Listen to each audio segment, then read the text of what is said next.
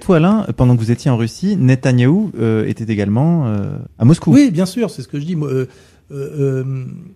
Comment s'appelle, Poutine est le chef d'un immense pays qui est un empire, d'ailleurs, un authentique empire, et il fait de la réelle politique, et il essaye de montrer qu'il est absolument nécessaire et à tout le monde, y compris à Israël.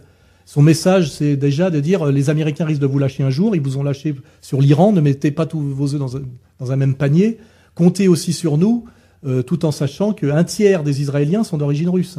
Voilà. Xavier ? Et beaucoup sont des Russes qui se sont fait passer pour des Juifs au moment de la fin de l'Union soviétique. Oui, parce qu'au moment de l'effondrement de ce qui a succédé à la perestroïka, pour survivre en Russie, si on était juif, on était subventionné en dollars pour aller s'installer en Israël. Et il y a des types qui étaient tellement dans la merde en Russie qui se sont fait passer pour des juifs, ce qui est pas très dur quand on voit comment ils valident Yad Vashem comme comment dirais-je, victime de la Shoah, la propre femme de Goebbels. Ils sont pas très regardants quand c'est nécessaire. Donc il y a beaucoup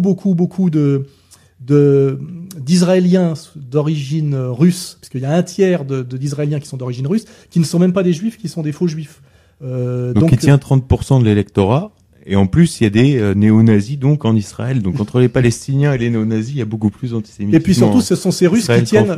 Ce sont ces Russes israéliens, pas toujours juifs, qui tiennent toute la mafia et le banditisme israélien. Ah bon ? Oui, mais ils sont plus efficaces au niveau physique. Quand on connaît l'histoire du banditisme, ils sont très forts pour monter des arnaques et prendre le pognon. Ils sont pas très forts pour le garder parce qu'ils n'ont pas la virilité et la capacité de violence qu'ont des Tchétchènes ou des Géorgiens ou même des Serbes, etc. Et tout le monde le sait, ça. Mais ils sont circoncis alors. J'en sais rien, mais en tout cas, Poutine joue là-dessus, c'est-à-dire qu'il dit à Netanyahou, ne comptez pas que sur les Américains, vous pourrez peut-être un jour avoir besoin de nous, mais en même temps, je te le dis, quand il invite Netanyahou, il invite Soral aussi, il invite pratiquement en même temps un haut dignitaire iranien et aussi un représentant des Palestiniens, d'un air de dire, c'est moi le chef, c'est moi qui vous protège, c'est moi le patron. Et quand le Kuckerman va pleurnicher à l'ambassade de Russie, là, parce qu'on a osé m'inviter, ils se rendent pas compte que Poutine n'est pas François Hollande. Ouais, il donne le courrier à l'ambassadeur en lui disant de transmettre le courrier à Poutine. Oui, genre on lui avait quand même dit, on lui avait bien dit de pas inviter Soral. Poutine a expliqué clairement à Sarkozy ce que c'était que la France à un moment donné en disant si vous continuez à me faire chier, je vous botte le cul. Vous n'êtes rien. Et là, il dit oui, bien sûr, je protège les Juifs, puisque vous êtes des citoyens russes et qu'il y a la liberté de culte.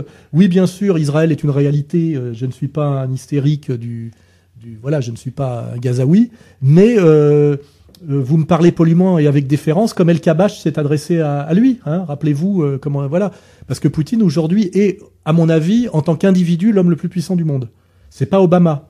Évidemment, il est pas tout puissant parce qu'il est obligé de composer avec des puissances énormes, notamment la puissance américaine sous domination. Mais en tant qu'individu, c'est probablement l'homme le plus puissant du monde parce qu'il est à la tête d'une immense fortune.